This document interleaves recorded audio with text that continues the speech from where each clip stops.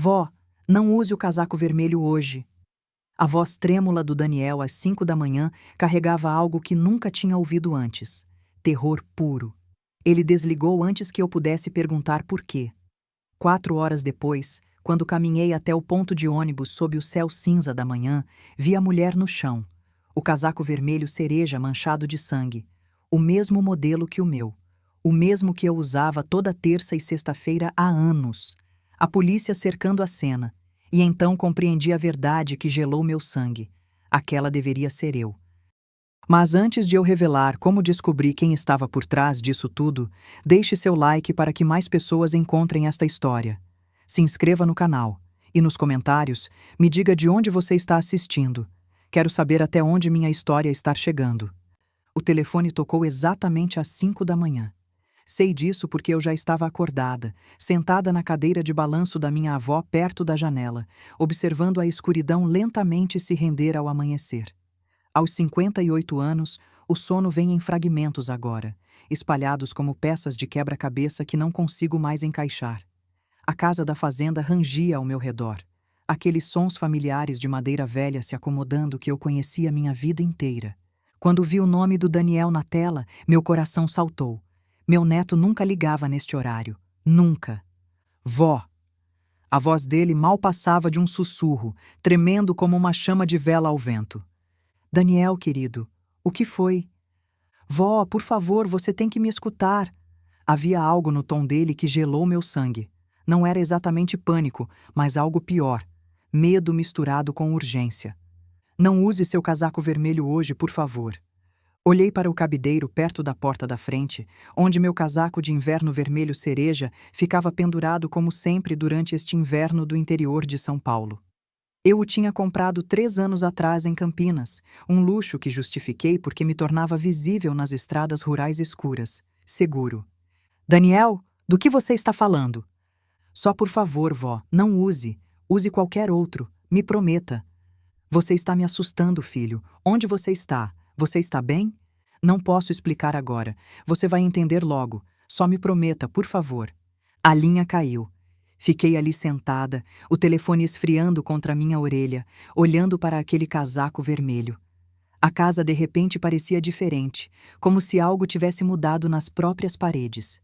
Lá fora, os primeiros pássaros começaram seus cantos matinais, alheios ao pavor se arrastando pelo meu peito. Não usei o casaco vermelho. Em vez disso, vesti minha velha jaqueta marrom, aquela com os cotovelos gastos que eu geralmente guardava para trabalhar no celeiro. Algo na voz do Daniel tinha alcançado fundo no meu instinto de avó. Aquele conhecimento antigo que me dizia para confiar nele sem questionar. Às 9 horas, desci nossa longa entrada de cascalho em direção à estrada municipal, onde o ônibus parava. Eu pegava o mesmo ônibus para a cidade toda terça e sexta-feira nos últimos 5 anos. Desde que meu marido Francisco faleceu e vendi nosso segundo carro, a rotina era reconfortante. Ônibus às 9h15, compras no mercado, almoço na lanchonete da Beatriz, em casa às 3. Mas hoje não havia ônibus. Em vez disso, havia carros de polícia. 4 deles, suas luzes pintando a manhã cinza em vermelhos e azuis urgentes. Fita amarela se estendia pelo abrigo do ponto de ônibus, aquela estrutura simples de 3 lados onde eu tinha esperado incontáveis vezes, lendo meu livro ou observando os campos de milho se estenderem até o horizonte. O delegado Tomás Moreira me viu se aproximando e imediatamente deu um passo à frente, a mão levantada. Dona Carmen, a senhora precisa ficar para trás, por favor. Tomás, o que aconteceu? Preciso pegar o ônibus. Não vai ter ônibus esta manhã, Carmen. O rosto dele estava sério, as linhas ao redor dos olhos mais fundas do que eu lembrava. Tínhamos estudado juntos no colégio 40 anos atrás. Houve um incidente. Que tipo de incidente? Ele hesitou, olhando de volta para os investigadores da cena do crime, se movendo ao redor do abrigo. Um corpo foi encontrado aqui esta manhã, por volta das 6 horas. O mundo inclinou ligeiramente. Um corpo? Quem? Ainda não identificamos ela, mas Carmen. Ele pausou, seus olhos examinando os meus. Ela estava usando um casaco vermelho, vermelho cereja, igual ao seu. Meus joelhos fraquejaram. Tomás pegou meu cotovelo me segurando. Você está bem? Ficou pálida. Preciso sentar. Ele me guiou até sua viatura e me ajudou a entrar no banco do passageiro. Através do para-brisa, eu podia ver eles fotografando algo perto do abrigo, uma forma coberta com uma lona branca. Tomás, Daniel me ligou hoje de manhã às 5. Ele me disse para não usar meu casaco vermelho hoje. A expressão do delegado mudou instantaneamente, passando de vizinho preocupado para policial focado. Seu neto ligou para você? O que exatamente ele disse? Repeti a conversa palavra por palavra. Tomás puxou seu caderninho, escrevendo rapidamente. Onde o Daniel está agora? Não sei, ele não disse. Só, ele parecia aterrorizado, Tomás. Quando você o viu pela última vez? Domingo no almoço, 3 dias atrás. Ele parecia bem, normal. Mas mesmo enquanto dizia isso, me perguntei se era verdade. Ele tinha parecido normal ou eu estava ocupada demais com o caos familiar para notar? O almoço de domingo na fazenda era uma tradição que mantive por 30 anos. Meu filho Roberto, sua esposa Vanessa e Daniel vinham sem falta. Mas ultimamente as refeições tinham estado tensas. Vanessa estava me pressionando para vender a fazenda e me mudar para uma comunidade de aposentados na cidade. Ela trazia folhetos, plantas baixas, projeções financeiras. Mãe, você não está ficando mais jovem, Roberto tinha dito, repetindo as palavras da esposa. Este lugar é demais para você administrar sozinha. Mas não era demais. Era minha vida. Cada cômodo guardava memórias do Francisco, de criar o Roberto, dos verões com Daniel correndo pelos campos. A ideia de partir me deixava fisicamente doente. Dona Carmen. Uma jovem detetive se aproximou, uma mulher com olhos afiados e cabelo escuro preso num coque apertado. Sou a detetive Roxana Silva. Entendo que seu neto pode ter informações sobre este incidente. Expliquei novamente sobre a ligação do Daniel. Ela trocou olhares com Tomás. Precisamos falar com Daniel o quanto antes. Tem alguma forma de entrar em contato com ele? Posso tentar ligar. Liguei, mas foi direto para a caixa postal. Tentei mais 3 vezes. Nada. Ele mora com você? A detetive Roxana perguntou. Não, ele mora com meu filho e nora na cidade. Tem 19 anos, está estudando na faculdade. Vamos precisar do endereço deles. Dei o endereço, uma sensação ruim crescendo no meu estômago. No que Daniel tinha se metido? E por que ele sabia sobre esta mulher antes de qualquer outra pessoa? O rádio da detetive chiou. Uma voz disse algo sobre perícia e descobertas preliminares. Roxana se afastou para responder, me deixando sozinha com Tomás. Carmen, preciso te perguntar uma coisa. A voz de Tomás estava baixa, quase pedindo desculpas. Quando foi a última vez que você usou aquele casaco vermelho? Ontem. Usei para ir à cidade para o clube de leitura. E quantas pessoas saberiam que você o usa regularmente? A pergunta me atingiu como água gelada. Todo mundo, imagino. Uso toda vez que saio. É chamativo. Foi por isso que comprei. E quem especificamente saberia que você pega o ônibus nas manhãs de terça e sexta deste ponto? Minha família, os outros passageiros regulares, a Beatriz da lanchonete, metade da cidade provavelmente. Minha voz estava subindo. Tomás, o que você está sugerindo? Não estou sugerindo nada ainda, mas alguém foi morta aqui, usando um casaco idêntico ao seu, no local exato onde você normalmente estaria, e seu neto avisou você para ficar longe. As implicações caíram sobre mim como uma onda. Alguém tinha querido me matar, e de alguma forma, impossível, Daniel sabia. O rádio de Tomás explodiu com estática e vozes urgentes. Ele o pressionou contra o ouvido, seu rosto escurecendo. Repita isso, ele disse no rádio. Mais estática, uma voz que não consegui distinguir. Tomás olhou para mim e vi algo em seus olhos que fez meu coração parar. Não apenas preocupação agora, mas suspeita. Carmen, preciso que você venha comigo para a delegacia. Por quê? O que está acontecendo? Aquele corpo, acabamos de identificá-la pelo celular. Quem é ela? A mandíbula de Tomás se apertou. Nome dela é Raquel Santos. Ela trabalhava no cartório no centro e, de acordo com os registros do telefone, ela estava em contato com seu neto Daniel várias vezes nas últimas 2 semanas. A manhã, de repente, pareceu mais fria do que qualquer inverno do interior de São Paulo que eu já tinha conhecido. Tem mais uma coisa, Tomás continuou. Encontramos um documento no bolso do casaco dela. É uma escritura da sua fazenda. Isso é impossível. A fazenda está na minha família há 4 gerações. Não há questão sobre a escritura. Carmen, esta escritura é datada do mês passado, e de acordo com o documento, você assinou a propriedade para seu filho Roberto e sua esposa Vanessa. Isso é insano. Eu nunca... A assinatura parece autêntica. O cartório tem uma cópia arquivada, oficialmente registrada 3 semanas atrás. O mundo girou. Agarrei a maçaneta da porta do carro para me equilibrar. Eu não assinei nada. Tomás, você tem que acreditar em mim. Eu nunca abriria mão desta fazenda. Mas mesmo enquanto dizia isso, a dúvida se infiltrou. Teria assinado algo sem perceber?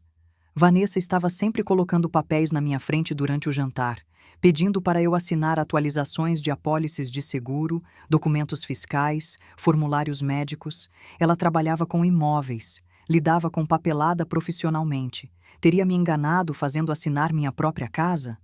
Vamos resolver isso, Tomás disse, mas sua voz carecia de convicção. Agora mesmo, preciso que venha comigo. Precisamos do seu depoimento e precisamos encontrar Daniel. Quando me levantei para segui-lo, percebi movimento no canto do olho. Um carro estava estacionado cerca de 50 metros adiante na estrada, parcialmente escondido por um bosque de eucaliptos. Sedã escuro. O motor estava ligado. Podia ver o escapamento no ar frio. E atrás do volante, me observando, estava minha nora Vanessa. Nossos olhos se encontraram através da distância. Ela não acenou, não sorriu, apenas olhou para mim com uma expressão que nunca tinha visto antes. Fria, calculista, quase triunfante. Então, ela engatou a marcha e foi embora. Tomás, disse baixinho, acho que sei quem pode ter respostas sobre aquela escritura, mas não acho que você vai gostar do que vamos encontrar. A delegacia cheirava a café queimado e papelada velha. Eu tinha estado lá 2 vezes antes. Uma quando o Francisco denunciou nosso trator roubado 30 anos atrás, e uma vez para renovar meu porte para a espingarda que guardava no celeiro por causa de predadores. Nunca como testemunha, nunca conectada a um assassinato. Tomás me acomodou numa sala de interrogatório com paredes verde pálido e um espelho que eu sabia ser de vidro unidirecional. A detetive Roxana sentou-se na minha frente, um gravador entre nós. Dona Carmen, preciso que me conte tudo de novo, cada detalhe sobre a ligação do Daniel. Repeti tudo, mas desta vez me forcei a lembrar mais. O ruído de fundo na ligação do Daniel. Tinha havido algo. Trânsito, talvez. Ou era vento? Não, era água. Água corrente como um riacho ou rio. Ele não estava ligando de casa. Havia água no fundo, disse. Ele estava do lado de fora em algum lugar. Roxana fez uma anotação. Seu neto tem 19 anos. Ele tem histórico de problemas? Nunca. Daniel é um bom menino. Está estudando engenharia na faculdade. Trabalha meio período na loja de materiais de construção. Nunca teve nenhuma multa de trânsito. Como é o relacionamento dele com os pais? Hesitei. Isso era assunto de família, questões privadas. Mas uma mulher estava morta e Daniel estava desaparecido. O pai dele, meu filho Roberto, trabalha longas horas na corretora de seguros. Não está muito por perto. Escolhi minhas palavras cuidadosamente. E Vanessa? Vanessa é muito focada em aparências, em status. Daniel e ela têm entrado em conflito ultimamente. Sobre o quê? Sobre mim. Sobre a fazenda. Vanessa quer que eu venda. Se mude para uma casa de repouso. Daniel acha que devo ficar. Eles discutiram sobre isso nos almoços de domingo. Roxana se inclinou para a frente. Dona Carmen, preciso perguntar diretamente. Você acredita que sua nora poderia estar envolvida em forjar aquela escritura? Antes que pudesse responder, a porta se abriu. Tomás entrou, sua expressão sombria. Carmen, seu filho está aqui. Ele está exigindo te ver. Roberto? Deixe ele entrar. Ele trouxe um advogado. Carmen, eles estão dizendo que você não deve responder mais perguntas sem representação legal própria. Meu estômago caiu. Por que eu precisaria de um advogado? Eu sou a vítima aqui. Tomás e Roxana trocaram olhares. Roxana falou cuidadosamente. Dona Carmen, há algumas complicações. A escritura forjada, se for forjada, mostra sua assinatura. Raquel Santos, a vítima, trabalhava no cartório e tinha acesso a documentos oficiais. E seu neto, que a avisou sobre o assassinato, fugiu. O que você está dizendo? Estou dizendo que algumas pessoas podem interpretar isso como você estar envolvida num esquema que deu errado. Que talvez você, Daniel e Raquel Santos estivessem trabalhando juntos e algo aconteceu.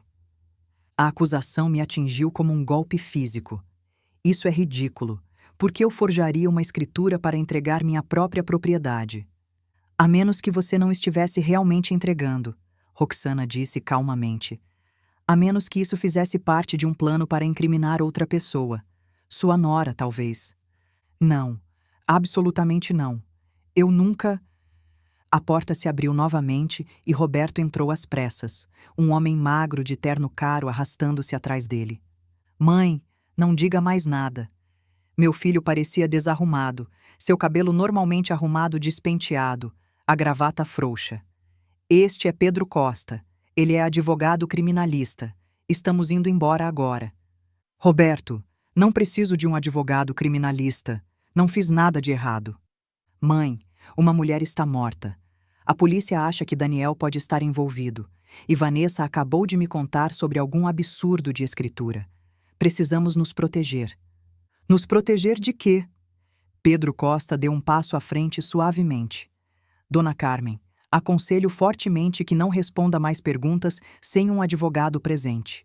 Delegado, detetive, terminamos aqui a menos que estejam acusando minha cliente de algo. Tomás parecia desconfortável.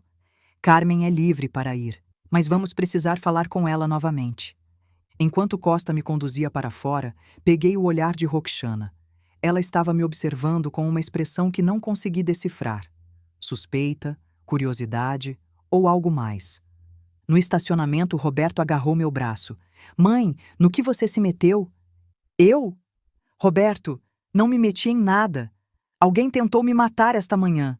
Aquela mulher morreu porque estava usando um casaco como o meu. Isso é insano. Quem iria querer te matar? Olhei diretamente para ele. Você sabia sobre aquela escritura? A que supostamente transfere a fazenda para você e Vanessa? O rosto dele empalideceu. O quê? Não. Que escritura? A que foi registrada no cartório 3 semanas atrás com minha assinatura, dando a você e sua esposa minha fazenda. Isso é impossível. Eu nunca... Ele parou, sua expressão mudando. Vanessa. Ah, Vanessa. O que sobre ela? Ela está me pressionando há meses para convencer você a vender.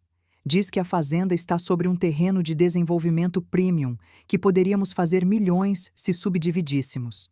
Eu disse não. Disse que você nunca concordaria. Mas ela continuou insistindo. Ele passou a mão pelo cabelo. Você não acha que ela realmente forjaria algo? Sua esposa estava observando a cena do crime esta manhã, Roberto. Estava estacionada na estrada apenas observando, e quando me viu, foi embora. Pedro Costa interrompeu. Dona Carmen, senhor Roberto, eu realmente acho que deveriam continuar esta conversa em algum lugar mais privado. E ambos devem se abster de fazer acusações até termos todos os fatos. Roberto me levou para casa em silêncio. A casa da fazenda parecia diferente de alguma forma, como se estivesse vendo com novos olhos. Alguém queria tirar isso de mim. Tinha matado por isso, ou tentado. Quando paramos na entrada, vi outro carro estacionado perto do celeiro. O Lexus branco da Vanessa. O que ela está fazendo aqui? A voz de Roberto estava tensa. Encontramos ela na minha cozinha vasculhando meu arquivo. O que diabos você está fazendo? Roberto exigiu. Vanessa se virou assustada. Seu cabelo loiro perfeitamente penteado não se mexeu, sua maquiagem impecável apesar da hora cedo. Ela sempre foi linda daquela forma calculada, como um anúncio de revista de sucesso suburbano. Roberto, eu estava só. Estava procurando documentos para ajudar sua mãe. Papéis legais, formulários de seguro, qualquer coisa que possa provar que ela não assinou aquela escritura. Invadindo a casa dela e vasculhando seus arquivos privados? Eu tenho uma chave. Sua mãe me deu anos atrás para emergências. Dei um passo à frente, mantendo minha voz nivelada. Vanessa, você forjou minha assinatura naquela escritura? O rosto dela se transformou. A máscara de preocupação rachou, revelando algo frio por baixo. Claro que não. Como você se atreve a me acusar? Depois de tudo que fiz por esta família, todas as vezes que tentei ajudá-la a tomar decisões sensatas. Me ajudar ou se ajudar? Carmen, você está sendo paranoica. Esta fazenda é um fardo que você não consegue administrar. Tenho tentado proteger você de si mesma. Roubando minha propriedade? Eu não roubei nada. A voz dela subiu, afiada e frágil. Mas talvez se alguém forjou aquela escritura, estava fazendo um favor. Este lugar está caindo aos pedaços. Você está caindo aos pedaços. Quanto tempo até você cair daquelas escadas e morrer sozinha e ninguém te encontrar por dias? Roberto agarrou o braço dela. Vanessa, pare com isso. Ela se afastou dele com um solavanco. Não, não vou parar. Alguém precisa dizer a verdade a ela. Ela está se agarrando a esta fazenda como se fosse uma boia salva-vidas, mas na verdade é uma âncora arrastando ela para baixo, arrastando todos nós para baixo. Saia, disse calmamente. O quê? Saia da minha casa agora. Os olhos de Vanessa se estreitaram. Tudo bem, mas você deveria saber, Carmen. Aquela escritura é legal e vinculante. Vi os documentos esta manhã no cartório. Sua assinatura está reconhecida em cartório, testemunhada. Se você se lembra de ter assinado ou não, você assinou. E em São Paulo, uma transferência de escritura devidamente executada é válida mesmo que o cedente alegue que não entendeu o que estava assinando. Como você sabe disso? Roberto perguntou lentamente. Ela sorriu, afiada como uma faca. Porque eu pesquisei, obviamente. Trabalho com imóveis, lembra? Conheço a lei de propriedade. Depois que ela saiu, Roberto afundou numa cadeira da mesa da cozinha, a cabeça nas mãos. Sinto muito, mãe. Não sabia. Juro que não sabia. Acreditei nele. Roberto sempre foi fraco, facilmente levado, mas não malicioso. O pai dele costumava brincar que Roberto nasceu sem espinha dorsal, que se curvava em qualquer direção que o vento soprasse mais forte. Precisamos encontrar Daniel, disse. A polícia está procurando por ele. É disso que tenho medo, Roberto. Daniel ligou para me avisar. Salvou minha vida, mas agora está fugindo, o que significa que tem medo de algo ou alguém. Meu telefone vibrou. Uma mensagem de um número desconhecido. Vó, me desculpe. Não sabia que iria tão longe. Me encontre no velho moinho à meia-noite.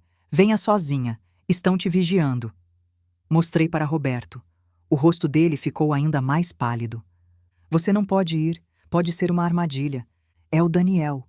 Você não sabe disso. Pode ser qualquer um. Mas eu sabia, porque a mensagem terminava com algo que só Daniel e eu entenderíamos. Lembra do verão dos morangos? O verão em que Daniel tinha 7 anos.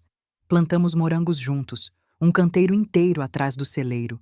Comemos tantos naquela primeira colheita que ambos ficamos enjoados. Tornou-se nossa piada privada, nosso código para confie em mim. Vou, disse. Então vou com você. Não. A mensagem disse para vir sozinha. Mãe, por favor. Roberto, pela primeira vez na vida, confie que posso lidar com algo. Minha voz saiu mais dura do que pretendia. Sua esposa está envolvida em algo criminoso. Seu filho está em perigo e alguém tentou me matar esta manhã. Não tenho o luxo de ser cuidadosa. Ele saiu relutantemente, me fazendo prometer ligar no momento em que voltasse. Depois que as luzes traseiras dele desapareceram na estrada, sentei na escuridão crescente pensando. O velho moinho ficava a 25 quilômetros de distância. Um moinho de grãos abandonado no Rio Claro que havia fechado 20 anos atrás.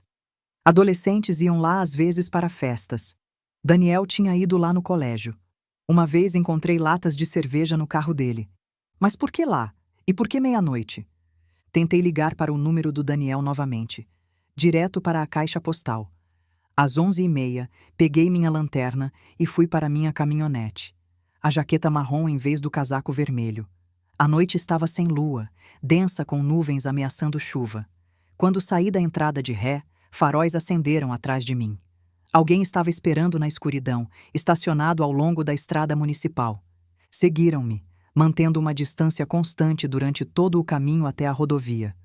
Os faróis ficaram comigo por 20 quilômetros, nunca se aproximando, nunca caindo para trás. Vigilância profissional, percebi. Não algum amador seguindo muito perto ou ficando muito longe. Quem quer que estivesse atrás de mim sabia o que estava fazendo. Considerei ligar para Roberto, considerei ligar para Tomás. Mas a mensagem do Daniel tinha sido explícita. Venha sozinha. E aquela referência ao verão dos morangos significava que ele estava em perigo real. O tipo onde envolvimento policial poderia piorar as coisas. 5 quilômetros do velho moinho, tomei uma decisão. Havia um desvio à frente, uma estrada madeireira estreita que cortava terras de floresta estadual. Francisco e eu costumávamos pegá-la quando íamos caçar. Fazia um loop de volta para a rodovia principal, cerca de 8 quilômetros ao sul. Apaguei os faróis e virei na estrada madeireira, acelerando na escuridão. Minha caminhonete saltou sobre buracos e depressões, galhos raspando as laterais. Atrás de mim, vi os faróis do outro veículo passarem direto pelo desvio, então luzes de freio brilharem em vermelho quando perceberam que eu tinha desaparecido. Não desacelerei. A floresta pressionava perto dos dois lados, e sem faróis, estava navegando pela memória e pelo luar que mal penetrava as nuvens. Meu coração martelava contra as costelas. A estrada madeireira me despejou de volta na rodovia, ao sul do meu perseguidor. Esperei, motor ligado, observando por luzes se aproximando. Nada. Eu os tinha perdido. Peguei uma rota mais longa para o moinho, circulando por estradas secundárias, checando constantemente por seguidores. Quando finalmente estacionei no estacionamento em ruínas, eram 12h15. O velho moinho Rio Claro se erguia contra o céu como uma lápide. 4 andares de madeira apodrecida e janelas quebradas. O rio corria ao lado dele, inchado com as chuvas recentes, o som preenchendo a escuridão. O feixe da minha lanterna cortou a noite enquanto me aproximava da entrada principal. Daniel, chamei suavemente. Sem resposta, apenas o rio e o vento através de espaços vazios. Entrei. O chão estava coberto de detritos, vidro quebrado, equipamento velho, grafite em cada parede. Minha lanterna encontrou escadas levando para cima e subi cuidadosamente, testando cada degrau. No segundo andar, o encontrei. Daniel estava sentado numa caixa virada, seu rosto macilento na luz da lanterna, olhos vermelhos de chorar ou falta de sono. Parecia que tinha envelhecido 5 anos em 3 dias. Vó. A voz dele quebrou. Sinto muito demais. Corri até ele, o puxei nos meus braços. Ele estava tremendo. Está tudo bem, querido. Seja o que for que aconteceu, vamos consertar. Não, não podemos. Vó, fiz algo terrível. Ajudei ela. Não sabia. Juro que não sabia que seria. Ele engasgou num soluço. Ajudou quem? Vanessa? Ele se afastou, enxugando os olhos. Não Vanessa. Raquel Santos, a mulher morta. Me conte tudo, disse. A história saiu em fragmentos, palavras tropeçando umas nas outras. 3 meses atrás, Daniel tinha conhecido Raquel numa cafeteria perto do campus. Ela era bonita, engraçada, inteligente. 28 anos e trabalhando no cartório. Começaram a namorar. Ela parecia perfeita. Vó, ela disse que me entendia. Entendia como eu me sentia sobre você e a fazenda. Disse que a avó dela também tinha perdido a propriedade, que incorporadores a enganaram. Daniel, o que você fez? Ela me perguntou sobre a fazenda, sobre a escritura, o histórico legal. Disse que queria ajudar a proteger, garantir que ninguém pudesse tirar de você. Ela trabalhava com registros de propriedade. Sabia como verificar tudo. Meu sangue congelou. Você deu a ela acesso aos documentos da fazenda. Achei que estava ajudando. Ela disse que podia sinalizar a escritura, colocar proteções nela. Mas então, sua voz caiu para um sussurro. Semana passada, a vi encontrando com Vanessa num restaurante no centro. Segui elas, vó. Assisti elas conversarem por 2 horas. E quando confrontei Raquel sobre isso, ela riu. O que quer dizer que ela riu? Ela disse que eu era apenas um idiota útil, que Vanessa a tinha contratado meses antes de nos conhecermos, que tudo, o namoro, o relacionamento, tudo era planejado. Ela deveria se aproximar de mim, conseguir informações sobre você e a fazenda e ajudar Vanessa a forjar a transferência da escritura. A manipulação era de tirar o fôlego, calculada, cruel. Mas por que alguém matou ela? Perguntei. Porque ela ficou gananciosa. Daniel se levantou, andando pelo pequeno espaço. Raquel me contou naquela noite que tinha exigido mais dinheiro de Vanessa. Muito mais. Disse que tinha cópias de tudo. A assinatura forjada, e-mails, prova do esquema todo. Ia chantagear Vanessa por anos. E Vanessa a matou. Não sei. Foi por isso que avisei você sobre o casaco. Raquel me ligou às 4h30 ontem de manhã. Estava aterrorizada, chorando, dizendo que alguém estava seguindo ela. Disse que tinha pego seu casaco vermelho do seu depósito durante o almoço de domingo. Foi por isso que ela estava usando. Ela ia encontrar você no ponto de ônibus, ia confessar tudo e te dar as provas, mas estava com medo. Vó, ela disse que se algo acontecesse com ela, eu deveria avisar você. E então, a linha caiu. Sentei pesadamente numa caixa, processando. Então Raquel foi assassinada antes que pudesse me encontrar e expor Vanessa. Mas não acho que foi Vanessa que a matou. Daniel puxou algo do bolso do casaco. Um pendrive. Raquel me deu isso 2 dias atrás antes de tudo dar errado. Disse que era seguro. Cópias de todos os documentos, todos os e-mails entre ela e Vanessa. Gravações de ligações. Você olhou? Parte disso. Suas mãos tremiam. Vó, é ruim.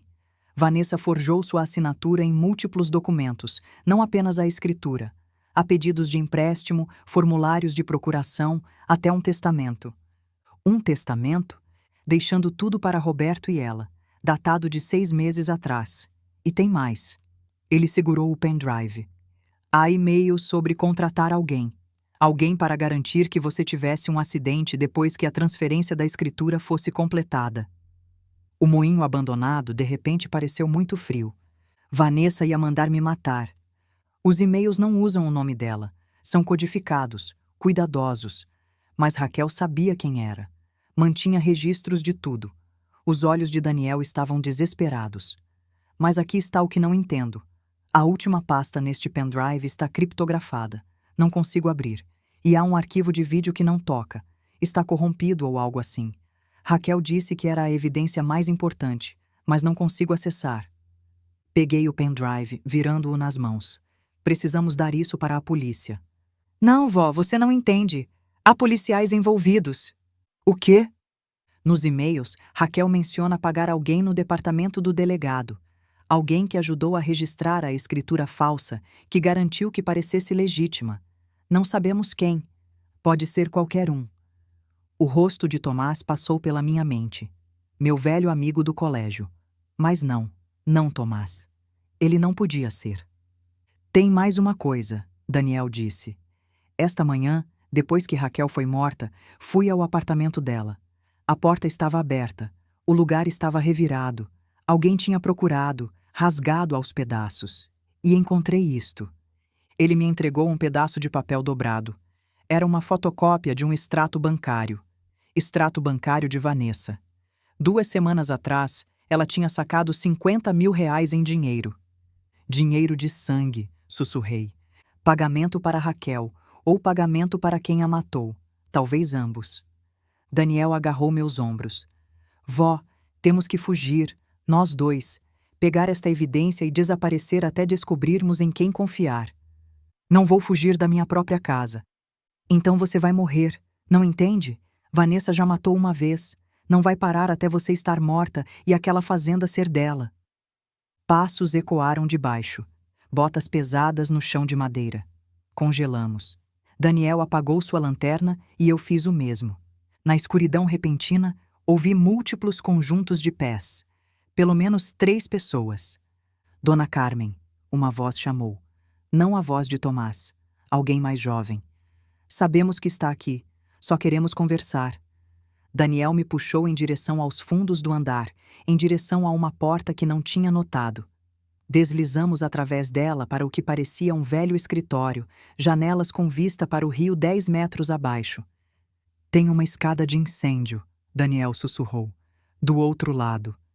Mas antes que pudéssemos nos mover, a porta do escritório se abriu. Um homem estava silhuetado contra a luz fraca da sala principal. Usava uniforme de oficial. Dona Carmen, por favor, realmente só queremos conversar. Sou o oficial Marcos Silva. Delegado Moreira me enviou para encontrá-la.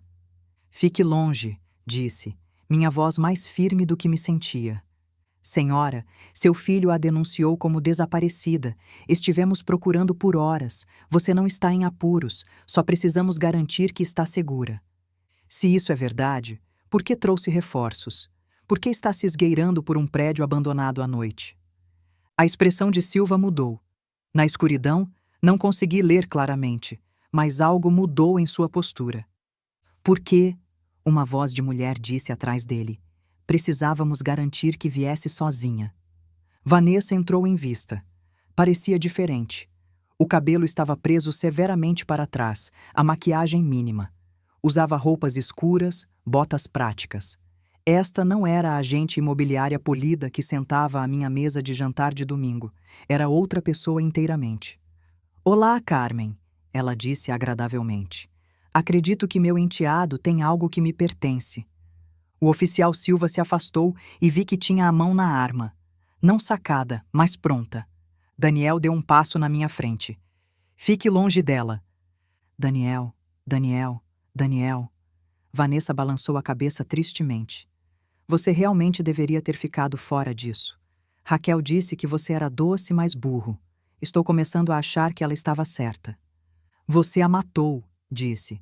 Claro que não. Nunca faria algo tão bagunçado. O sorriso dela era terrível. É para isso que servem empregados contratados. Infelizmente, a morte de Raquel era necessária. Ela ficou ambiciosa. Achou que podia jogar nas grandes ligas. Não podia. E vai nos matar também? Matar você? Carmen? Por que eu faria isso? Você vai assinar sua fazenda para nós esta noite voluntariamente, com o oficial Silva aqui como testemunha. Então vai ter um acidente trágico no caminho para casa. Mulher idosa dirigindo sozinha em estradas rurais escuras. Estas coisas acontecem. As pessoas sabem que estamos aqui. Sabem? Seu filho acha que você foi para a cama horas atrás. O delegado acha que está em casa em segurança. Ninguém sabe sobre este encontro exceto as pessoas nesta sala. Ela estendeu a mão. Agora me dê o pendrive e vamos facilitar isso. A mão de Daniel fechou sobre a minha. Senti o pequeno peso do pendrive pressionado na minha palma. E percebi algo. Algo importante que Vanessa tinha perdido. Tem só um problema com seu plano, disse calmamente. Ah, qual? Você acha que sou uma velha indefesa. Acha que tenho deixado isso acontecer passivamente. Mas, Vanessa, fui esposa de fazendeiro por 40 anos. Sobrevivi seca, inundação, colapso econômico e a morte do meu marido. Negociei com bancos, lutei contra incorporadores e administrei um negócio que homens do dobro da sua idade disseram que eu não conseguiria lidar.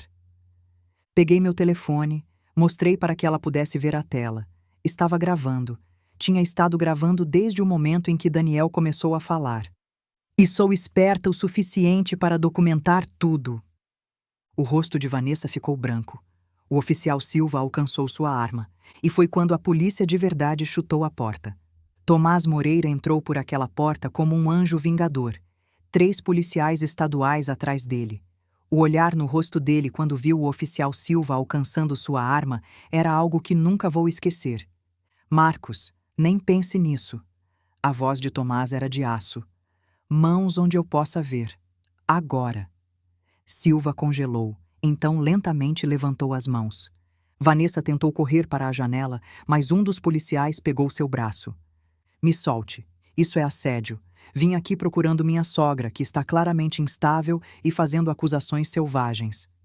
Guarde isso, Tomás disse. Estivemos escutando tudo pelos últimos 10 minutos. Ele mostrou seu próprio telefone, mostrando um feed de áudio ao vivo. Dona Carmen me ligou 20 minutos atrás, me disse exatamente onde estaria e o que suspeitava. Gravamos sua confissão inteira. A raiva no rosto de Vanessa era algo desumano. Sua velha estúpida. Acha que ganhou? Não tem ideia do que fez. Prendam os 2, Tomás ordenou. Assassinato, conspiração, fraude, tentativa de homicídio, corrupção de funcionário público. Leiam os direitos deles. Enquanto os policiais os levavam, Vanessa se virou para mim uma última vez. Isso não acabou, Carmen. Tenho advogados, bons advogados, e amigos em altos lugares. Nunca vai provar que matei Raquel. Nunca. O moinho ficou silencioso depois que saíram. Apenas o rio fluindo constantemente e a respiração entrecortada de Daniel ao meu lado. Vó, como você... Quando ligou para o delegado? Não estacionamento antes de entrar. Mandei mensagem para ele da caminhonete. Disse que estava encontrando você, mas suspeitava de uma armadilha. Pedi para ele rastrear meu telefone e escutar. Apertei a mão dele. Confio no Tomás. Estudamos juntos no colégio, lembra? Ele é um dos bons. Tomás voltou para dentro, o rosto cansado. Carmen, você correu um risco danado. Eu sei, mas precisava que Vanessa confessasse. E ela confessou. Ela confessou conspiração e fraude. Mas está certa sobre uma coisa. Ainda não podemos provar que ela assassinou Raquel Santos. Foi cuidadosa. Usou intermediários. A gravação que conseguiu esta noite ajuda, mas um bom advogado de defesa vai argumentar que ela estava apenas fingindo, tentando se proteger de Silva. E o oficial Silva? Ele já está tentando fechar um acordo. Diz que Vanessa o pagou R$ 50 mil para ajudar a registrar a escritura fraudulenta e fazer vista grossa. Mas jura que não sabia nada sobre o assassinato. Você acredita nele? Tomás hesitou. Não sei. Marcos está na força há 8 anos. Bom histórico até agora. Mas R$ 50 mil podem fazer pessoas fazerem coisas que nunca pensaram que fariam. Daniel segurou o pendrive. Delegado, tem mais evidências aqui. E-mails, gravações, documentos. Mas parte está criptografada. Raquel disse que era a parte mais importante, mas não consigo acessar. Vamos fazer nossa equipe forense olhar. Talvez consigam cracar. Tomás olhou para mim seriamente. Carmen, você e Daniel precisam ter muito cuidado nos próximos dias. Se Vanessa tem outras pessoas trabalhando para ela, pessoas que ainda não conhecemos, vocês ainda podem estar em perigo. Não vou deixar minha fazenda. Imaginei que diria isso. Vou ter uma viatura patrulhando no fim da sua entrada esta noite. Quando saímos do moinho, o amanhecer estava nascendo sobre as montanhas, pintando o céu em tons de rosa e dourado. Lindo e terrível, como tudo que tinha acontecido. Daniel voltou para casa comigo, nenhum de nós falando muito. Quando paramos na casa da fazenda, vi o carro de Roberto já ali, estacionado num ângulo como se tivesse chegado com pressa. Ele nos encontrou na porta, o rosto exausto. Mãe, Daniel, graças a Deus estão bem. O delegado me ligou 1 hora atrás, me contou o que aconteceu. Ele olhou para o filho. Daniel, sinto muito. Deveria ter visto o que Vanessa estava fazendo. Deveria ter protegido vocês dois. Pai, não. Me deixe terminar. Sua mãe tentou me avisar, tentou me alertar que Vanessa estava pressionando demais sobre a fazenda. Mas não quis ver. Fui fraco. Sou fraco. A voz dele quebrou. Minha esposa é uma assassina e eu era cego demais para notar. Toquei seu braço gentilmente. Roberto, você não podia ter sabido. Ela enganou muitas pessoas, promotores, investigadores, parceiros de negócios. Não pode se culpar por não ver através de uma predadora profissional. Mas escolhi ela sobre você tantas vezes. Toda vez que você tentou me avisar, toda vez que disse que algo parecia errado, desqualifiquei. Fiz você se sentir como se fosse o problema. Você estava tentando manter seu casamento unido. Isso não é crime. Ele olhou para mim, os olhos vermelhos. Ela tentou mandar te matar, mãe. Minha esposa, a mulher com quem dividi uma cama por 20 anos, assassinou pessoas pelas terras delas, e nunca suspeitei. O que isso diz sobre mim? Diz que você é humano. Diz que queria acreditar no melhor de alguém que amava. Isso não é fraqueza, Roberto. É esperança. Esperança equivocada. Talvez. Mas você encontrou sua força quando importou. Ficou com Daniel e comigo quando precisávamos. Não fugiu, não se escondeu. Isso conta para algo. Dentro, fiz café enquanto Roberto e Daniel sentavam à mesa da cozinha. A casa parecia diferente agora. Tanto violada quanto recuperada. Vanessa tinha estado aqui, procurando nas minhas coisas, roubando de mim. Mas ela tinha falhado. Mãe, preciso te perguntar algo, Roberto disse. Aquela escritura que ela forjou. A fazenda está realmente em perigo? Não sei. Tomás diz que o departamento dele vai me ajudar a contestar, mas pode levar meses ou anos no tribunal. E Vanessa estava certa sobre uma coisa. A lei de propriedade de São Paulo é complicada. Se uma escritura parece legítima, se está devidamente reconhecida e registrada, pode ser muito difícil desfazer. Vou testemunhar. Vou dizer ao tribunal que nunca autorizei aquela transferência, que não sabia sobre ela. Isso pode não ser suficiente. Você é o marido dela. Poderiam argumentar que está apenas protegendo ela. Daniel pigarreou. E os arquivos criptografados no pendrive? Talvez tenha algo lá que prove que a escritura é falsa. Talvez. Mas não saberemos até a equipe forense cracar a criptografia. Tomei meu café pensando.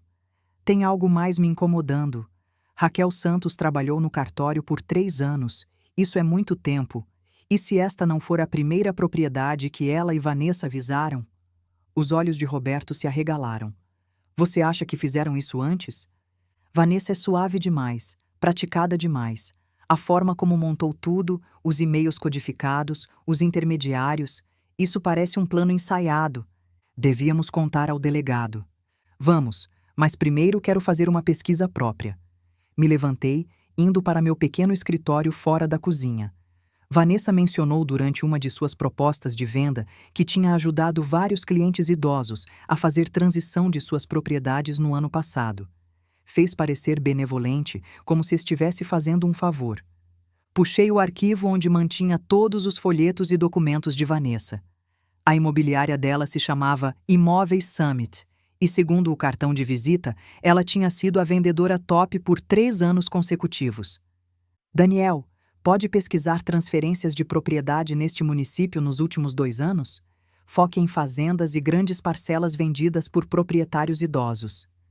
Ele puxou seu laptop, dedos voando sobre as teclas. Vó, você realmente acha? Acho que Vanessa é mais esperta e perigosa do que qualquer um de nós percebeu, e acho que Raquel Santos não foi sua primeira cúmplice.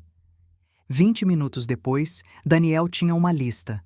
Nossa propriedades, todas fazendas ou sítios, todas vendidas nos últimos 17 meses, todas originalmente pertencendo a pessoas acima de 65 anos. Agora cruze com obituários, disse calmamente. O silêncio que se seguiu foi denso de pavor. O rosto de Daniel empalideceu enquanto lia a tela. Vó. 4 dessas pessoas morreram dentro de 6 meses de vender sua propriedade.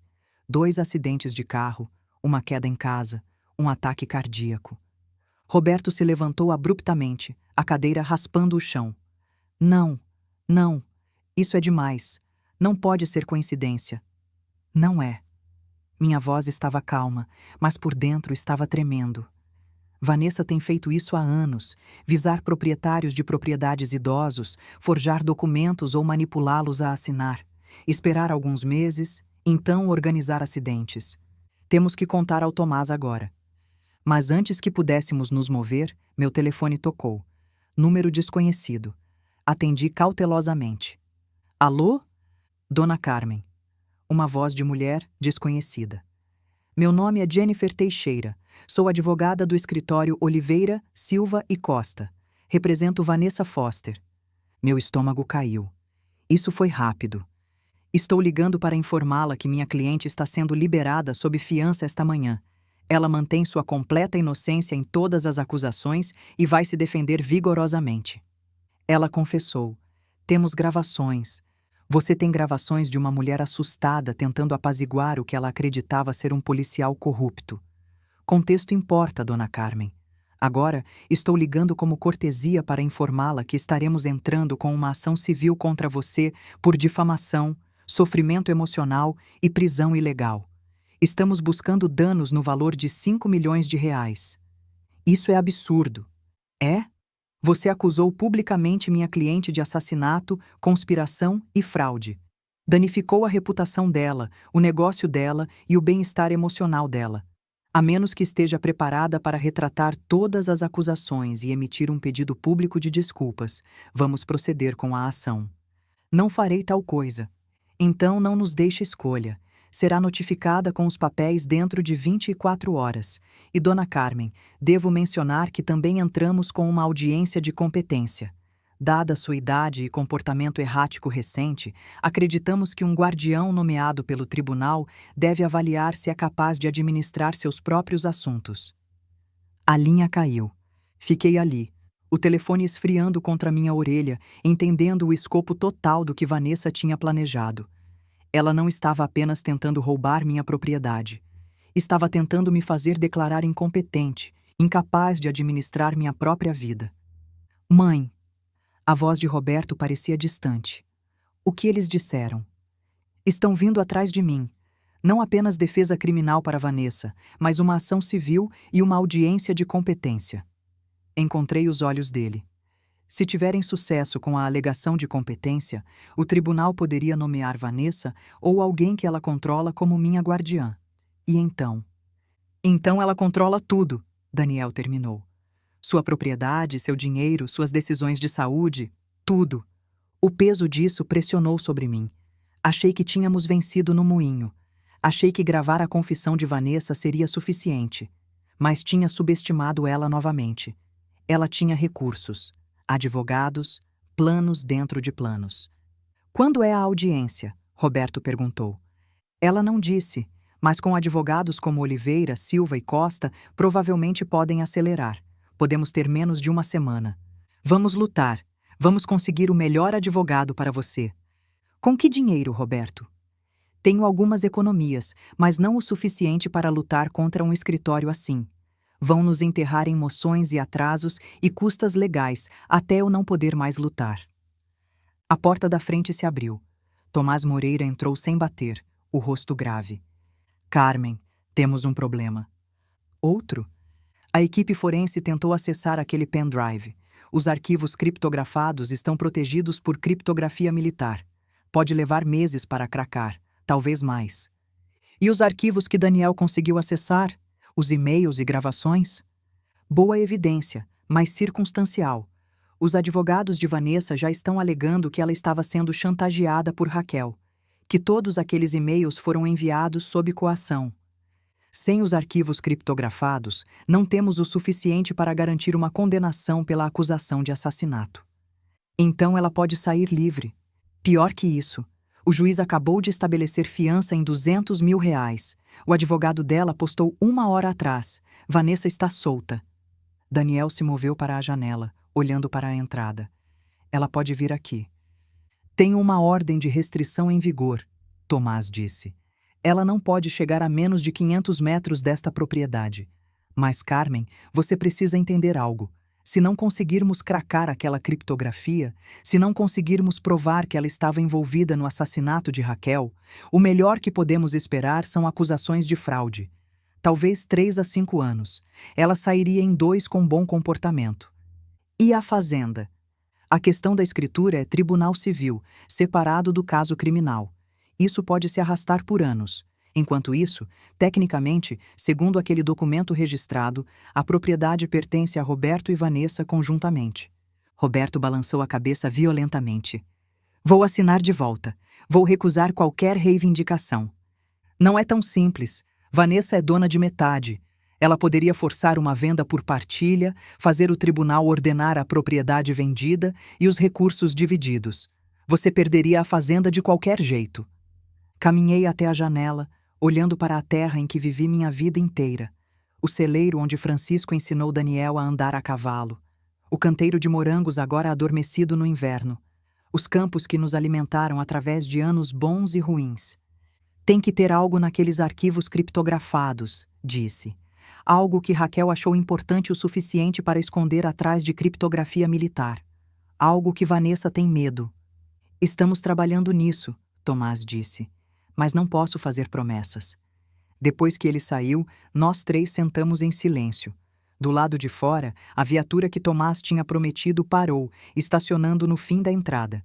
Proteção ou um lembrete de que éramos prisioneiros em nossa própria casa. Meu telefone vibrou. Uma mensagem de outro número desconhecido. Pare agora, Carmen. Assine a fazenda, retire as acusações, e vou deixá-la viver em paz.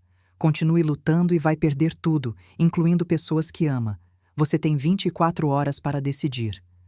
Mostrei para Roberto e Daniel. Ambos os rostos ficaram brancos. Isso é uma ameaça direta, Roberto disse. Precisamos mostrar isso ao delegado. Não vai importar. O número provavelmente é um celular descartável, inrastreável. Coloquei o telefone cuidadosamente. Ela está escalando, ficando desesperada. Ou confiante, Daniel disse calmamente. Vó, e se ela já ganhou? E se ela sabe algo que não sabemos? A pergunta ficou no ar, venenosa e possível.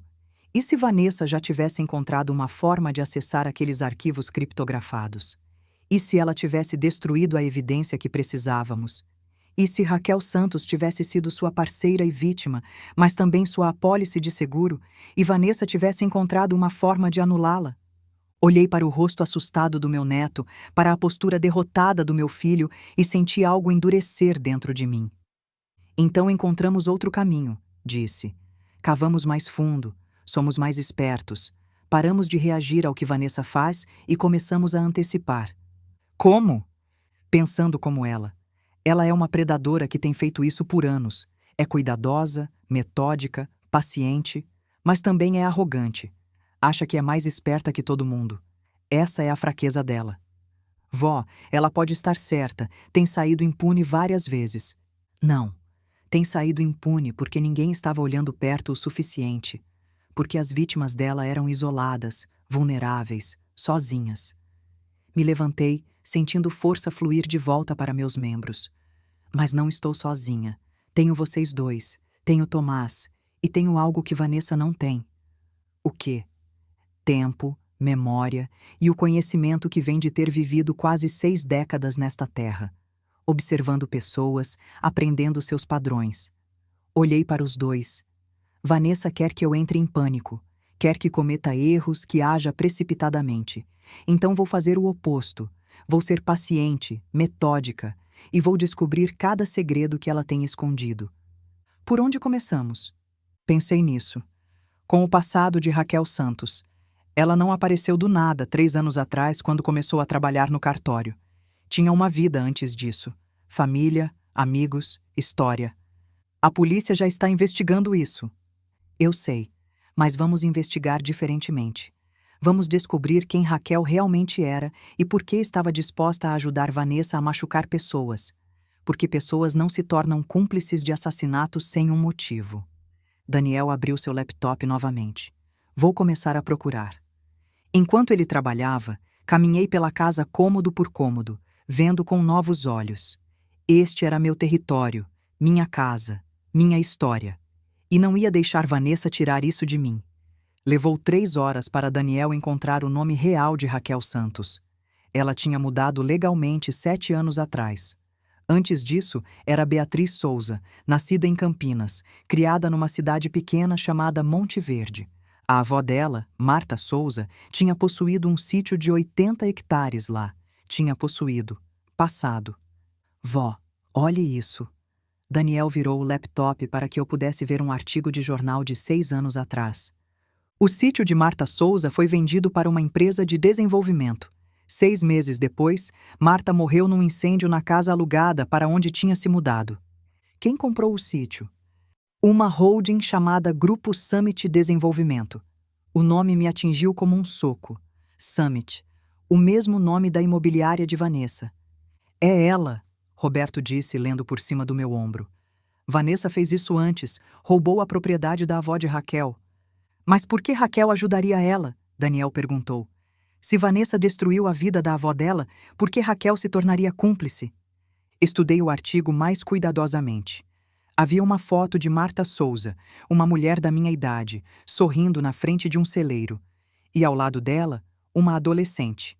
Raquel, antes de mudar o nome. Olhe a data, disse. Marta morreu 6 anos atrás. Raquel mudou o nome 7 anos atrás, antes da morte da avó. Ela não estava fugindo de Vanessa. Estava trabalhando com ela. As implicações caíram sobre nós como um manto mortuário. Raquel ajudou Vanessa a roubar da própria avó, Roberto sussurrou. E provavelmente ajudou a matá-la, acrescentei. Foi por isso que era tão boa nisso. Tinha feito antes, com a própria família. Mas então ficou gananciosa. Tentou chantagear Vanessa. E Vanessa a eliminou. Daniel já estava procurando mais fundo. Tem 2 outras propriedades que o Grupo Summit comprou na mesma época. Ambas de proprietários idosos. Ambos os proprietários morreram dentro de 1 ano de vender. 3 assassinatos no mínimo, possivelmente mais. Me levantei, andando. Isso é maior do que pensávamos. Vanessa tem administrado este esquema por pelo menos 6 anos. Precisamos contar ao Tomás, Roberto disse, alcançando o telefone. Espere. Agarrei seu pulso. Se contarmos ao Tomás agora, ele abre um relatório, inicia uma investigação oficial. Isso pode levar meses. Enquanto isso, os advogados de Vanessa nos mantêm amarrados no Tribunal Civil, a audiência de competência avança e perdemos a fazenda. Então o que fazemos? Usamos o que sabemos. Forçamos Vanessa a cometer um erro. Olhei para o relógio. 6 horas tinham passado desde a mensagem ameaçadora. 18 horas restantes no ultimato dela. Daniel, pode acessar os registros corporativos do Grupo Summit? Talvez. Devem ser arquivos públicos, mas vou precisar de tempo. Não temos tempo. Pode fazer ou não? Os dedos dele já voavam pelo teclado. Posso tentar. Enquanto ele trabalhava, liguei para Tomás. Carmen, está bem? Estou bem, Tomás. Preciso de um favor. A audiência de competência que os advogados de Vanessa entraram. Quando está marcada? Amanhã à tarde, 14 horas. Eles aceleraram, alegaram que você era um perigo para si mesma e outros. 24 horas. Menos tempo do que pensava. Quem é o juiz? Henrique Carvalho. Conhecia esse nome. Juiz Carvalho tinha julgado disputas de propriedade neste município por 15 anos. Duro, mas justo. Tinha-o conhecido uma vez num leilão beneficente anos atrás. Pode me conseguir um encontro com ele antes da audiência? Carmen, isso é altamente irregular. A escrivã dele nunca... Tomás, por favor. Não estou pedindo para influenciá-lo. Só preciso de 10 minutos para apresentar algumas informações. Informações relevantes ao caso. Ele ficou em silêncio por um longo momento. Que tipo de informações? O tipo que prova que Vanessa Foster tem sistematicamente fraudado e assassinando proprietários de propriedades idosos por pelo menos 6 anos. O tipo que mostra que esta audiência de competência é apenas outra ferramenta no arsenal dela. Você tem provas? Terei até amanhã de manhã. Vai me ajudar? Outra pausa. Vou fazer uma ligação. Sem promessas. Daniel olhou do laptop, o rosto pálido. Vó, entrei nos registros do Grupo Summit. Precisa ver isso. A tela mostrava uma teia de empresas fantasma e holdings, todas levando de volta a um nome. Vanessa Maria Foster. Mas havia outro nome enterrado na papelada. Listado como sócio silencioso. Pedro Costa. O advogado que Roberto tinha trazido para a delegacia. Ah, não. Roberto respirou. Costa está trabalhando com ela. Ele nunca foi meu advogado. Era dela. Ele estava lá para observar, disse, entendimento inundando através de mim. Para ver quanto sabíamos, que evidências tínhamos. E então reportou de volta para Vanessa. Daniel clicou através de mais documentos. Tem mais. O escritório de advocacia de Costa está listado como representante legal de todas as aquisições de propriedade do Grupo Summit. Ele tem sido parte disso desde o início. O que significa que cada palavra que dissemos naquela delegacia, cada pedaço de evidência que discutimos, Vanessa sabia dentro de horas. Roberto afundou numa cadeira. Deixei ele chegar perto de você. Achei que estava te protegendo, mas dei tudo a ela. Você não sabia. Deveria ter sabido. Mãe, deveria ter visto quem Vanessa realmente era. Todos aqueles anos, todos aqueles sinais de alerta. Roberto, pare! Não temos tempo para a culpa. Precisamos focar. Me virei para Daniel. Pode imprimir tudo isso? Cada documento mostrando a conexão entre Vanessa, Costa e o Grupo Summit? Já fazendo. Meu telefone tocou. Número desconhecido novamente. Atendi no viva voz. Alô, Carmen. A voz de Vanessa era suave, confiante. Presumo que recebeu minha mensagem. Recebi. E sua decisão? Ainda estou considerando. Deixe-me ajudá-la a decidir. Estou sentada no escritório do meu advogado agora olhando alguns documentos muito interessantes. Sabe o que é um formulário de procuração, Carmen? Meu sangue congelou. Entre os papéis que registrei com o tribunal está uma procuração que você assinou 3 meses atrás. Me dá controle completo sobre suas decisões financeiras e médicas se for considerada incompetente. O que depois da audiência de amanhã será. Nunca assinei tal coisa. Sua assinatura diz o contrário. Reconhecida em cartório e testemunhada. Muito oficial. E uma vez que o juiz veja como confusa você está, mulher idosa fazendo acusações selvagens de assassinato, alegando conspirações, comportando-se erraticamente, ele não terá escolha senão nomear um guardião. Provavelmente eu, já que sou família e já tenho procuração. O juiz vai ver através de você. Vai? Juiz Carvalho é um homem razoável. Vai ver uma nora preocupada tentando ajudar sua sogra idosa, que está claramente sofrendo de delírios paranoicos. Vai ver relatórios policiais de você atraindo pessoas para prédios abandonados no meio da noite. Vai ver você fazendo acusações infundadas contra mim, uma mulher de negócios respeitada com reputação impecável. Sua reputação é construída em fraude e assassinato. Prove. A voz dela ficou afiada. Você não tem nada, Carmen. Aqueles arquivos criptografados, meu pessoal os acessou 2 dias atrás. Tudo incriminador foi deletado. O pendrive que Daniel tem é inútil. Os olhos de Daniel se arregalaram, mas mantive minha voz firme. Se isso é verdade, por que está ligando? Porque estou te dando uma última chance de fazer isso do jeito fácil. Assine a fazenda. Retire todas as acusações. Admita que estava confusa e estressada. Faça isso e vou deixá-la viver seus anos restantes numa instalação agradável.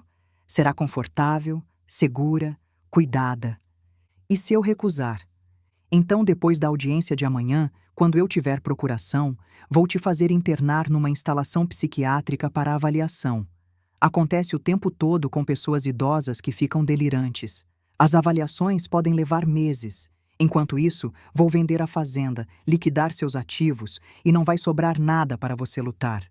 Vai passar o tempo que tiver restante numa instituição enquanto sua terra preciosa se torna um loteamento chamado Bairro dos Lagos.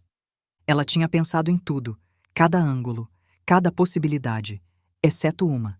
Vanessa, posso te perguntar algo? O quê? Raquel implorou antes de você matá-la? Silêncio na linha, longo e frio. Não matei Raquel. Nunca. Guarde. Sei sobre Marta Souza, a avó de Raquel. Sei sobre o sítio em Monte Verde, sobre o Grupo Summit, sobre tudo. Você não pode provar nada disso. Não posso? Tenho documentos corporativos ligando você ao Grupo Summit. Tenho registros de propriedade mostrando um padrão de vítimas idosas. Tenho gravações suas admitindo conspiração. E tenho algo mais, Vanessa. Algo que você não sabe. O quê? Raquel deu ao Daniel um backup daqueles arquivos criptografados. O backup real, não o pendrive. Ela era mais esperta do que você pensava. Escondeu em algum lugar que até você não conseguiu encontrar. Era um blefe completo. Mas ouvi a mudança na respiração de Vanessa. Você está mentindo. Estou? Raquel disse ao Daniel que se algo acontecesse com ela, ele deveria procurar no lugar onde tudo começou. O lugar onde ela te conheceu primeiro. Sabe onde é, Vanessa? Porque Daniel sabe. Outra pausa, mais longa desta vez. Mesmo que isso fosse verdade, você nunca entraria naqueles arquivos. A criptografia é militar, a menos que tenha a senha, que Raquel deu ao Daniel antes de morrer. Não acredito em você. Então por que ainda está no telefone? Por que não desligar e proceder com seu plano? Deixei isso afundar. Está com medo, Vanessa. Com medo que pela primeira vez alguém foi mais esperta que você. Que Raquel te jogou tão bem quanto você jogou todo mundo. Esta conversa acabou. Não acabou. Porque vou àquela audiência amanhã e vou trazer cada pedaço de evidência que tenho. Cada documento, cada gravação, cada conexão com suas vítimas passadas. E vou apresentar tudo ao juiz Carvalho. Não como a velha confusa que você acha que sou, mas como alguém que passou a última semana se tornando especialista em seus crimes. O juiz não vai permitir. É uma audiência de competência, não um julgamento criminal. Então vamos ver, não vamos? 14 horas amanhã. Estarei lá. Você vai? Desliguei antes que ela pudesse responder. Roberto estava me encarando. Mãe, algo disso era verdade? Daniel realmente tem um backup? Não, mas Vanessa não sabe disso. Você acabou de declarar guerra contra ela. Não, Roberto. Ela declarou guerra contra mim no momento em que forjou minha assinatura. Só estou terminando. Olhei para Daniel. Quanto tempo você precisa para descobrir onde Raquel e Vanessa se conheceram primeiro? Vó, nem sei por onde começar. Sim, sabe. Raquel trabalhava no cartório. É onde Vanessa teria recrutado ela. Descubra quando Raquel começou aquele trabalho. Olhe que propriedades Vanessa estava vendendo naquele momento. E cruze com o histórico de Raquel. Tem uma conexão. Tem que ter.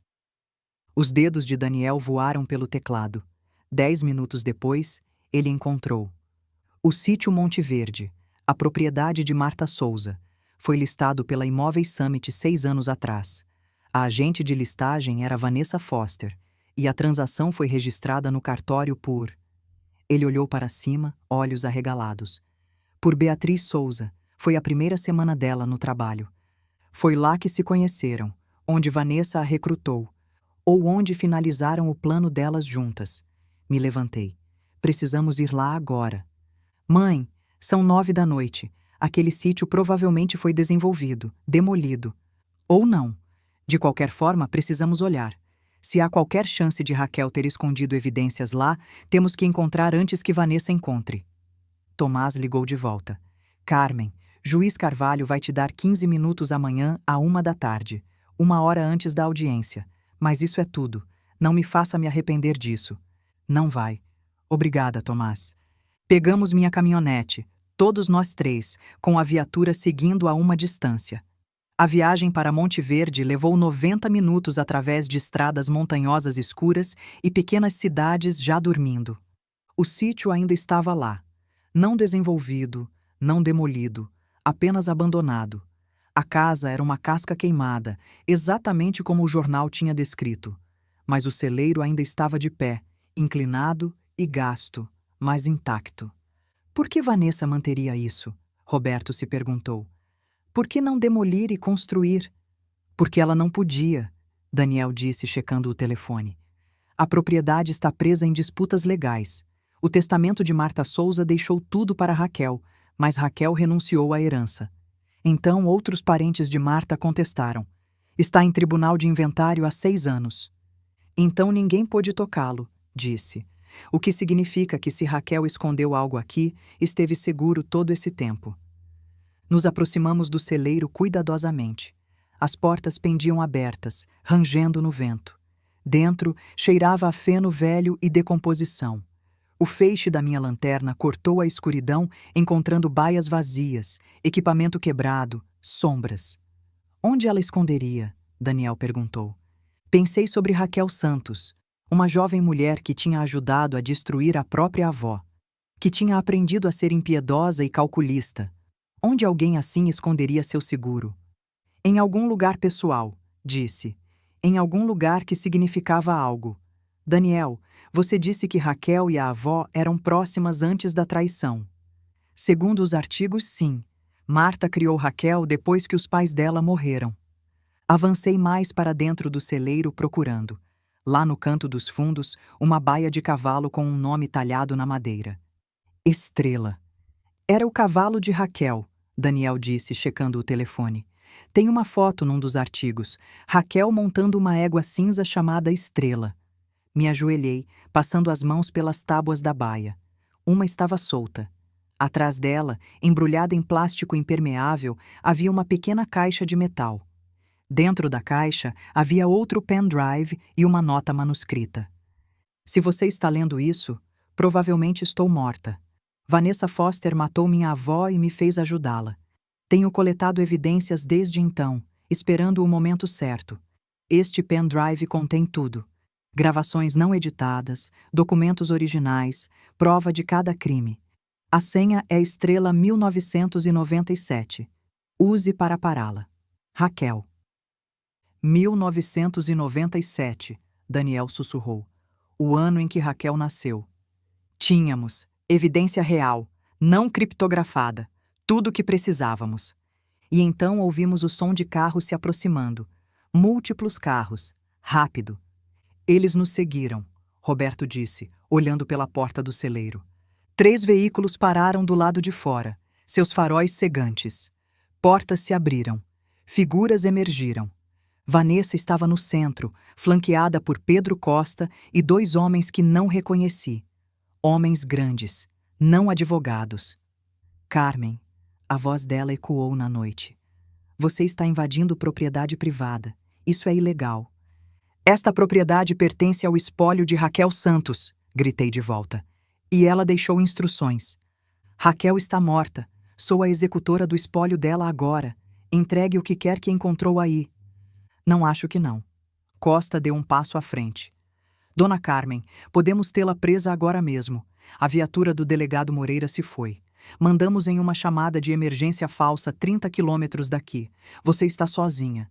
Está em desvantagem numérica e está segurando propriedade roubada. Olhei para a caixa de metal nas minhas mãos, para o pendrive que poderia acabar com o império de Vanessa. E sorri. Você está certo sobre uma coisa, Dr. Costa. A viatura do delegado Moreira se foi, mas está errado sobre eu estar sozinha. Puxei meu telefone e apertei enviar no vídeo que tinha estado transmitindo ao vivo pelos últimos 10 minutos. Transmitindo diretamente para o telefone de Tomás, para a Polícia Estadual e para 3 estações de notícias locais. Tenho transmitido tudo, disse calmamente. Cada palavra que disse, cada ameaça que fez. E agora milhares de pessoas estão assistindo você, Vanessa. Assistindo você admitir ser executora do espólio de Raquel. Um espólio com o qual você não deveria ter conexão se é inocente. Assistindo você trazer capangas para intimidar uma mulher idosa. Assistindo você ameaçar nós nesta propriedade. O rosto de Vanessa ficou branco sob os faróis. Pode tirar este pendrive de mim, continuei.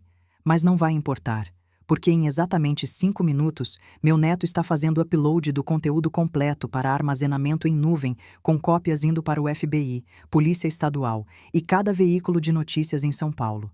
Acabou, Vanessa. Você perdeu. Sirenes soaram na distância, ficando mais altas. Vanessa me encarou através do chão escuro e vi algo quebrar em seus olhos. O cálculo, a confiança, a certeza de que sempre era a pessoa mais esperta na sala. Ela correu. Costa e os outros homens se espalharam, correndo para seus veículos, mas a polícia já estava bloqueando a estrada, a viatura de Tomás liderando um comboio de policiais estaduais. Fiquei ali segurando a caixa de metal, assistindo eles levarem Vanessa. Ela lutou, gritando ameaças e acusações, mas a algemaram mesmo assim. Tomás veio até mim, balançando a cabeça. Carmen, isso foi a coisa mais arriscada, tola e corajosa que já vi. Aprendi com os melhores, disse pensando em Francisco. Em 58 anos de vida me ensinando quando desistir e quando apostar tudo. A transmissão ao vivo? Ideia do Daniel. Começou a gravar no momento em que saímos da caminhonete. Tomás riu. Realmente riu. Sabe, você provavelmente acabou de causar uma dúzia de complicações legais para os promotores, mas pegamos ela limpo, com evidências que ela não pode negar. Ele pegou a caixa de metal gentilmente. Vamos pegar isso sob custódia, processar adequadamente. Mas, Carmen, obrigado. Você acabou de nos ajudar a fechar talvez uma dúzia de casos arquivados. Enquanto levavam Vanessa, ela olhou para mim uma última vez. Sem palavras, apenas um longo olhar. E olhei de volta, sem piscar, até ela ter ido. A audiência de competência foi cancelada. Juiz Carvalho me ligou pessoalmente na manhã seguinte ao arresto de Vanessa para se desculpar pelo tempo do tribunal e me elogiar pelo que chamou de coragem cívica excepcional. Os documentos de procuração foram revelados como falsificações, assim como a escritura da propriedade. Toda a estratégia legal de Vanessa desmoronou no momento em que a equipe forense verificou a evidência de Raquel. Aquele pendrive continha 6 anos de manutenção de registros meticulosa. Raquel tinha documentado tudo. Gravações de conversas com Vanessa tramando contra vítimas. cópias de assinaturas forjadas, registros financeiros mostrando pagamentos a oficiais corruptos, até vídeo de Vanessa admitindo ter organizado a morte da avó dela. Raquel Santos tinha sido muitas coisas: cúmplice, manipuladora, assassina. Mas no final, também foi uma mulher que sabia que estava muito envolvida, que tinha tentado criar uma saída e que tinha pagado por seus crimes com a vida. A investigação se expandiu rapidamente. Em 3 dias, o FBI tinha identificado 11 vítimas através de São Paulo e Paraná. Proprietários de propriedades idosos que tinham sido sistematicamente fraudados, e em 4 casos, assassinados. Pedro Costa foi preso junto com o oficial Silva e 2 outros oficiais corruptos. O promotor público chamou de o maior caso de fraude contra idosos na história do Estado.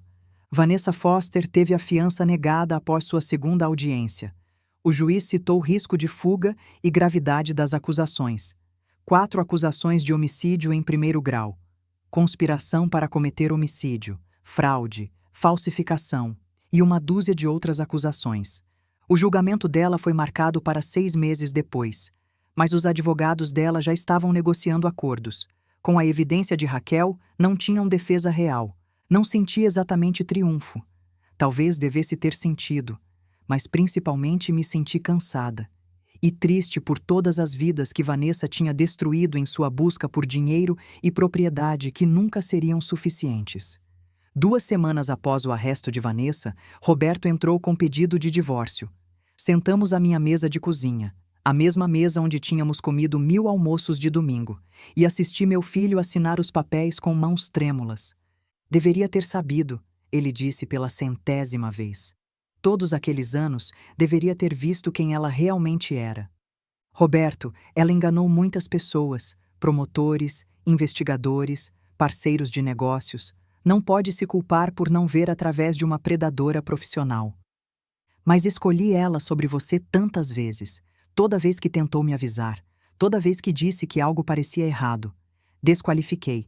Fiz você se sentir como se fosse o problema. Você estava tentando manter seu casamento unido. Isso não é crime. Ele olhou para mim, os olhos vermelhos. Ela tentou mandar te matar, mãe. Minha esposa. A mulher com quem dividi uma cama por 20 anos. Ela assassinou pessoas pelas terras delas. E nunca suspeitei. O que isso diz sobre mim? Diz que você é humano. Diz que queria acreditar no melhor de alguém que amava. Isso não é fraqueza, Roberto. É esperança. Esperança equivocada. Talvez, mas você encontrou sua força quando importou. Ficou com Daniel e comigo quando precisávamos. Não fugiu. Não se escondeu. Isso conta. Quero compensar você. Não importa quanto tempo leve. Então comece se perdoando e sendo um pai melhor para Daniel. Ele precisa de você agora mais do que nunca. Daniel estava lutando. A revelação de que Raquel tinha estado usando ele, que o relacionamento inteiro tinha sido manipulação, tinha o atingido forte. Ele tinha tirado um semestre da faculdade, estava vendo uma terapeuta 2 vezes por semana e estava lentamente aprendendo a confiar novamente. Passava a maior parte do tempo na fazenda comigo. Trabalhávamos juntos no celeiro, consertávamos cercas, planejávamos o plantio da primavera. Ele não falava muito sobre Raquel, mas às vezes eu o pegava olhando para o nada, perdido em pensamentos que não conseguia compartilhar. Uma tarde, no início de março, enquanto estávamos limpando o depósito, ele finalmente se abriu. Vó, acha que sou burro? O quê? Claro que não. Por que perguntaria isso? Porque caí nisso, tudo. Raquel me disse que me amava e acreditei. Disse que queria ajudar você e dei tudo o que ela precisava para destruir você. Fui apenas uma ferramenta, um idiota útil. Coloquei o ancinho que estava segurando e sentei ao lado dele num fardo de feno velho. Daniel, você tem 19 anos. Acreditou em alguém de quem gostava que estava dizendo a verdade. Isso não é burrice, é inocência. E não há nada de errado com inocência. Mas deveria ter visto os sinais. Raquel foi treinada por Vanessa, que tinha aperfeiçoado este golpe por anos. Ela sabia exatamente como manipular pessoas, como ganhar confiança, como explorar emoções. Até investigadores experientes caíram nisso. Você não é fraco por ser enganado por uma manipuladora profissional. Então por que me sinto tão burro? porque a dor nos faz questionar tudo, incluindo nós mesmos. Mas, Daniel, você também salvou minha vida. Viu através do plano de Raquel no momento crítico. Me avisou sobre o casaco vermelho, manteve aquele pendrive seguro, ajudou a expor toda a operação de Vanessa. Essas não são as ações de uma pessoa burra. Ele ficou quieto por um longo momento. Sinto falta dela às vezes. É loucura? Não é loucura, é luto. Você está de luto pelo relacionamento que pensou que tinha, pelo futuro que imaginou. Isso é uma perda real, mesmo que o relacionamento fosse construído em mentiras. Como para de sentir falta de algo que nunca realmente existiu? Tempo, paciência e saber que merece algo real, alguém real. E um dia, quando estiver pronto, vai encontrar isso. Ele se apoiou no meu ombro, e o segurei como tinha feito quando era pequeno, e o mundo parecia grande e assustador demais. A batalha legal pela fazenda levou mais um mês para resolver. A escritura forjada foi oficialmente anulada. Todas as reivindicações fraudulentas de Vanessa foram rejeitadas. A propriedade permaneceu minha, clara e livre, assim como tinha sido por 4 gerações. Mas mais que isso, o promotor público entrou com penhoras contra todos os ativos de Vanessa para compensar as famílias das vítimas. A casa dela, os carros, o negócio, tudo foi apreendido. Imóveis Summit foi dissolvido e suas participações foram vendidas para pagar restituição. Compareci a uma das audiências de restituição. Havia famílias lá. Pessoas que tinham perdido pais e avós pelos esquemas de Vanessa. Um homem idoso que tinha perdido a esposa. Uma mulher da minha idade que tinha perdido a irmã. Não falamos muito, mas compartilhávamos algo. O conhecimento de que tínhamos sobrevivido. Que justiça tinha sido lenta, mas finalmente chegou. Uma mulher se aproximou de mim depois. Tinha cerca de 50 anos, com olhos gentis e cabelo grisalho. Dona Carmen, sou Catarina Silva. Minha mãe era Marta Souza, a tia de Raquel. Apertei a mão dela cuidadosamente. Sinto muito pela sua perda. Por ambas. Obrigada. Queria que soubesse. Estou feliz que parou ela. Minha mãe merecia melhor do que o que aconteceu. E Raquel? A voz dela falhou. Raquel foi uma boa garota uma vez, antes de Vanessa colocar as garras nela. Penso em quem Raquel poderia ter se tornado se nunca tivesse conhecido aquela mulher. Sua sobrinha salvou minha vida no final. A evidência que coletou, o backup que criou. Sem isso, Vanessa ainda poderia estar livre. Catarina sorriu tristemente. Raquel sempre foi meticulosa. Mesmo quando estava fazendo coisas terríveis, era metódica sobre isso. Talvez fosse a forma dela de tentar manter algum controle, alguma dignidade. Não sei. Nunca vou saber. Ficamos ali juntas. 2 mulheres que tinham perdido pessoas para a ganância de Vanessa. E senti uma conexão que não conseguia nomear. Vínculo de sobreviventes, talvez. Ou apenas o entendimento que vem de dor compartilhada. A primavera chegou ao interior de São Paulo com o drama usual. Dias frios alternando com sol, a terra lentamente acordando do sono de inverno. Plantei o canteiro de morangos novamente. 2 vezes maior que antes. Daniel me ajudou. E não falamos sobre aquele verão quando ele tinha 7. Não precisávamos. O trabalho em si era a conversa. Roberto veio para os almoços de domingo novamente. Só ele agora, sem Vanessa. As refeições eram mais quietas, mais simples, mas mais honestas.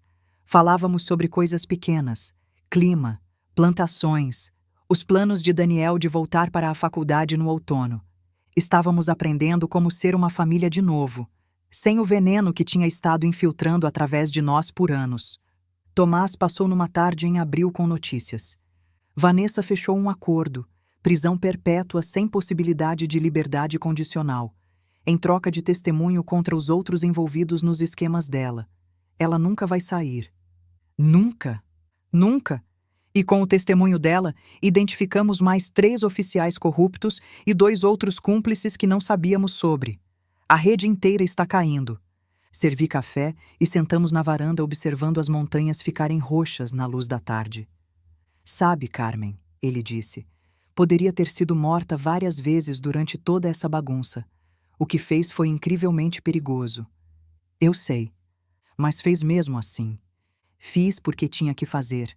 porque às vezes estar seguro significa perder tudo o que importa. E decidi que preferia lutar e arriscar morrer do que me esconder e perder minha vida de qualquer jeito. Essa é a Carmen que lembro do colégio. Teimosa como uma mula e 2 vezes mais dura. R. Prino. Francisco costumava dizer a mesma coisa. Era um homem esperto. Tomás se levantou se esticando. Se cuida, Carmen. E se precisar de qualquer coisa, sei onde te encontrar. Depois que ele saiu, sentei sozinha na varanda enquanto a escuridão se instalava sobre a fazenda. A terra se estendia diante de mim, familiar e preciosa, conquistada novamente através de luta e persistência. Pensei sobre todas as mulheres como eu, idosas, descartadas, subestimadas, que tinham caído vítimas de pessoas como Vanessa. Mulheres que tinham construído vidas e criado famílias e conquistado seus lugares no mundo apenas para ter alguém decidir que eram mais fáceis de roubar do que respeitar. Mas também pensei sobre a força que vem de viver 58 anos, a sabedoria acumulada através de estações de perda e estações de fartura, o entendimento de que paciência é uma arma, que silêncio pode ser estratégia, e que idade não é fraqueza, mas sim a destilação de tudo que você aprendeu sobre sobrevivência. Vanessa tinha estado errada sobre tantas coisas, mas o maior erro dela foi pensar que ser mais velha significava ser indefesa. Viu minha idade e assumiu vulnerabilidade. Viu minha gentileza e assumiu fraqueza. Viu minha vida quieta e assumiu que não tinha nada pelo que lutar. Nunca entendeu que pessoas que viveram mais aprenderam mais, sobreviveram mais, desenvolveram instintos afiados por décadas, navegando um mundo que nem sempre joga justo. Daniel saiu para a varanda com 2 canecas de chocolate quente, assim como eu costumava fazer para ele quando era pequeno. 1 centavo pelos seus pensamentos, ele perguntou. Só pensando sobre envelhecer, sobre o que significa. O que significa? Significa que conquistou o direito de ser subestimada e a satisfação de provar que todo mundo estava errado. Bebi o chocolate. Significa que aprendeu que a pessoa mais barulhenta na sala nem sempre é a mais forte. Que paciência vence a agressão. Que sabedoria vence a arrogância. Você soa como um biscoito da sorte, Daniel provocou gentilmente. Sou como alguém que acabou de passar 3 semanas sendo mais esperta que uma mulher da metade da minha idade que pensava que era a pessoa mais inteligente de São Paulo. Ele riu. E o som era bom, curativo. Sentamos juntos enquanto estrelas começavam a aparecer, espalhadas pelo céu escurecendo como sementes esperando para crescer. A fazenda estava quieta ao nosso redor, sólida e permanente.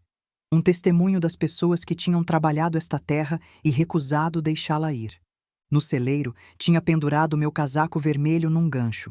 Não conseguia me fazer usá-lo novamente. Não depois do que tinha acontecido. Mas também não conseguia jogá-lo fora. Era evidência de quão perto tinha chegado de perder tudo. Um lembrete de que vigilância importa, que confiança deve ser conquistada, e que às vezes um aviso de alguém que você ama é a diferença entre vida e morte. Amanhã, começaria a preparar os campos para plantio. Roberto viria para ajudar a consertar o sistema de irrigação. Daniel ia repintar o celeiro. Tínhamos trabalho a fazer. O tipo de trabalho honesto que constrói em vez de destruir, que cria em vez de roubar. E em 6 meses, sentaria num tribunal e assistiria Vanessa Foster ser sentenciada à prisão perpétua.